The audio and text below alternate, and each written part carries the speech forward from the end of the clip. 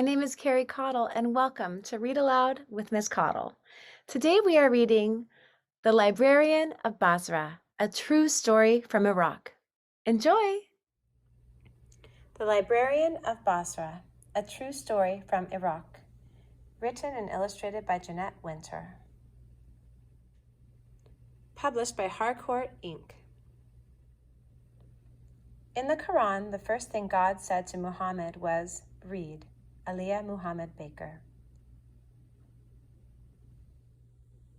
Aliyah Muhammad Baker is the Librarian of Basra, a port city in the sand-swept country of Iraq.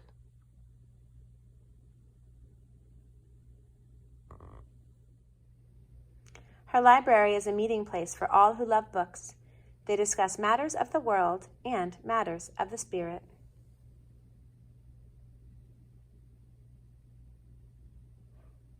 Until now they talk only of war.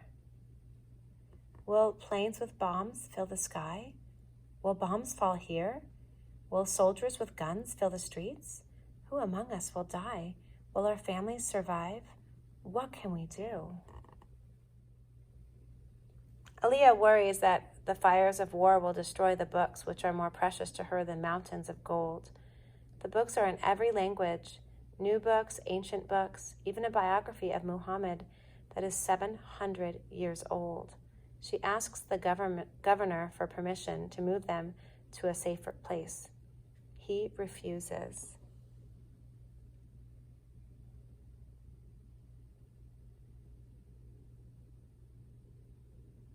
So Aliyah takes matters into her own hands. Secretly, she brings books home every night, filling her car late after work. The whispers of war grow louder. Government offices are moved into the library. Soldiers with guns wait on the roof. Aliyah waits and fears the worst.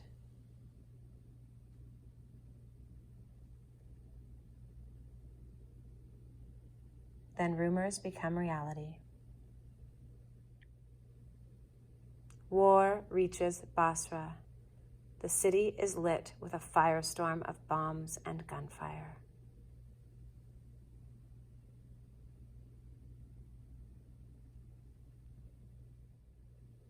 Aliyah watches as library workers, government workers, and soldiers abandon the library. Only Aliyah is left to protect the books. She calls over the library wall to her friend, Anis Muhammad, who owns a restaurant on the other side. "Can you help me save the books?"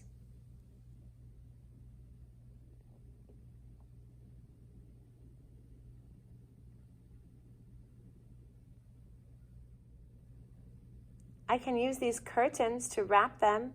Here are crates from my shop. Can you use these sacks? The books must be saved." All through the night, Aliyah, Anis, his brothers, and shopkeepers and neighbors take the books from the library shelves, pass them over the 7-foot wall, and hide them in Anis's restaurant.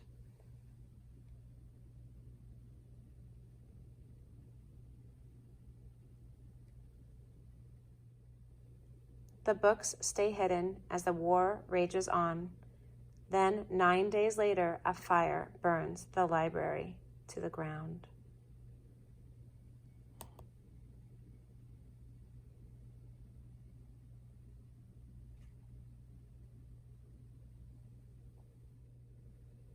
The next day, soldiers come to Anis's restaurant. "Why do you have a gun?" they ask. "To protect my business," Anis replies. The soldiers leave without searching inside. "They do not know that the whole of the library is in my restaurant," thinks Anis.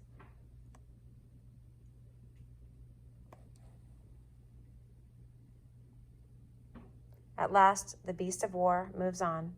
Aliyah knows that if the books are to be safe, they must be moved again while the city is quiet.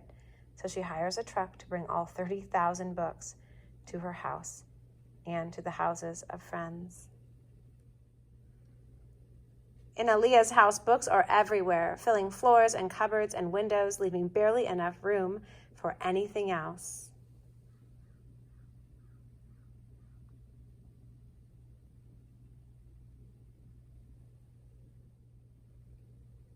Aliyah waits.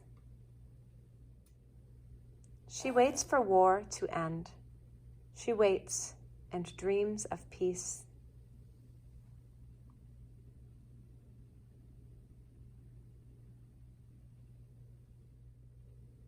She waits and dreams of a new library.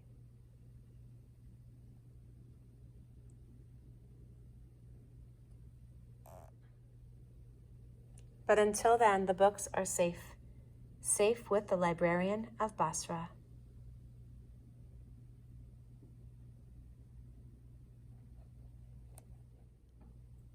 A note from the author.